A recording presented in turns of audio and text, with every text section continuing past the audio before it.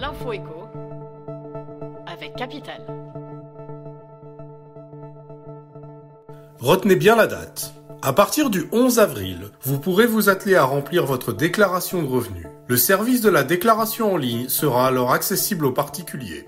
Comme les années précédentes, les ménages devront valider leur déclaration dans les délais fixés par l'administration fiscale. Pour les contribuables qui ne peuvent effectuer cette démarche en ligne, Bercy enverra des formulaires papier entre le 29 mars et le 26 avril.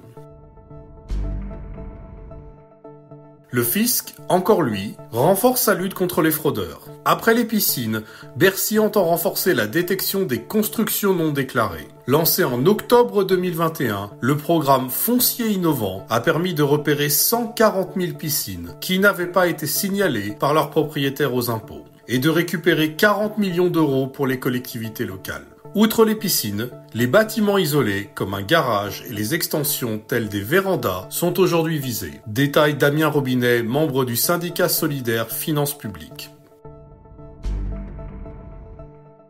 6 millions d'euros bruts par mois. C'est le salaire mirobolant de Kylian Mbappé selon le quotidien L'Équipe. À titre de comparaison, la rémunération brute mensuelle du footballeur équivaut à 2290 fois celle d'un salarié français. Une jolie somme qui vaut à l'attaquant du Paris Saint-Germain de survoler le classement des joueurs les mieux payés de Ligue 1 et d'être tout bonnement le footballeur le mieux payé de l'histoire du championnat de France.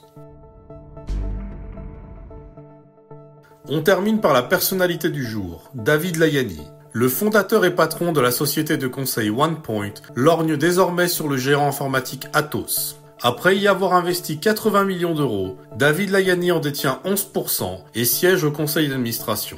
Il envisage de s'emparer du groupe aujourd'hui au bord du gouffre. Un sacré défi, mais ce businessman qui a quitté l'école à 16 ans sans diplôme ne manque ni d'audace ni d'entre-gens. C'était l'Info écho avec Capital.